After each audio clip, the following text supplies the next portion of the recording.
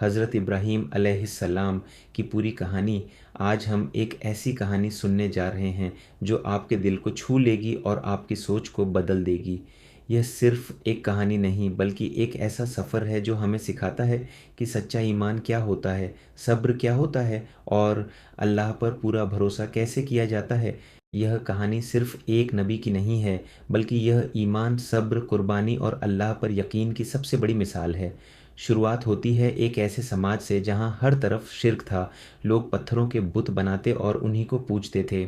उसी माहौल में हज़रत इब्राहीम अलैहिस्सलाम पैदा हुए। उनके वालिद बुत तराशते थे, लेकिन इब्राहीम अलैहिस्सलाम का दिल इन बुतों को मानने के लिए तैयार नहीं था।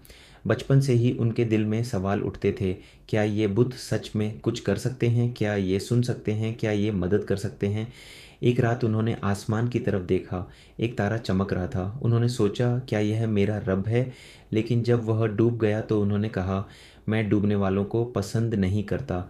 फिर चाँद को देखा, वह बड़ा और चमकदार था, लेकिन वह भी डूब गया। फिर सूरज को देखा, वह सबसे बड़ा था, लेकिन वह भी ढल गया।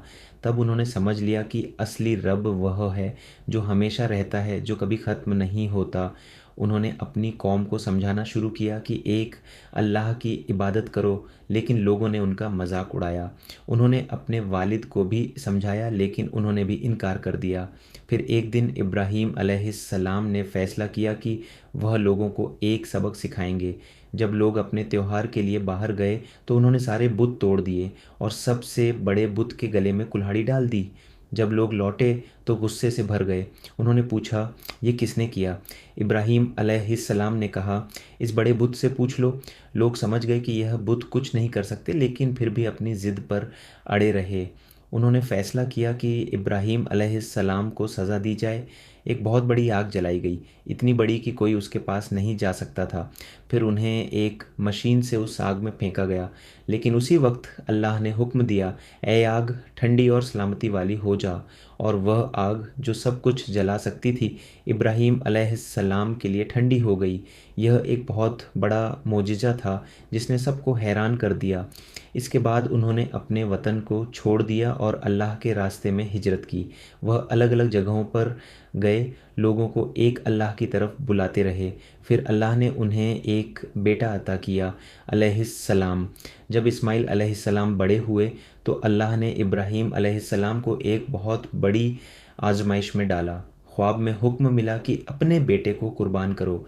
यह एक बहुत कठिन फैसला था, लेकिन उन्होंने अल्लाह के हुक्म को सबसे ऊपर रखा।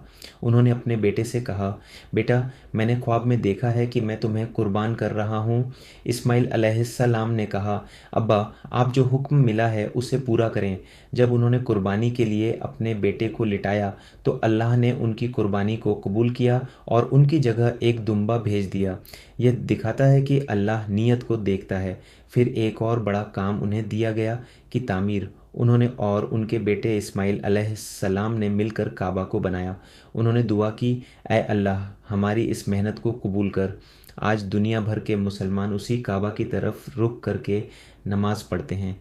हज़रत इब्राहीम अलैहिस्सलाम की ज़िंदगी का हर हिस्सा हमें कुछ सलाम की ज़िंदगी का हर हिस्सा हमें कुछ सिखाता है। उन्होंने हमें सिखाया कि सच्चाई के लिए खड़े होना ज़रूरी है, चाहे पूरी दुनिया खिलाफ हो। उन्होंने सिखाया कि अल्लाह पर भरोसा रखो, चाहे हालात कितने भी मुश्किल हों।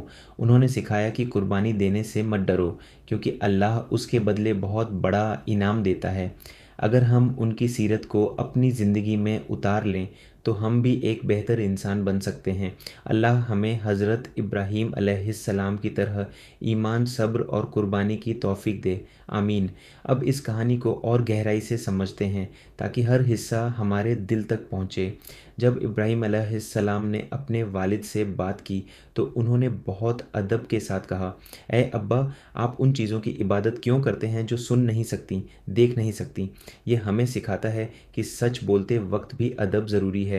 जब उन्होंने बुत तोड़े तो वह सिर्फ गुस्से में नहीं थे, बल्कि वह लोगों को सोचने पर मजबूर करना चाहते थे। आग में डाले जाने के वक्त उनका यकीन बिल्कुल मजबूत था।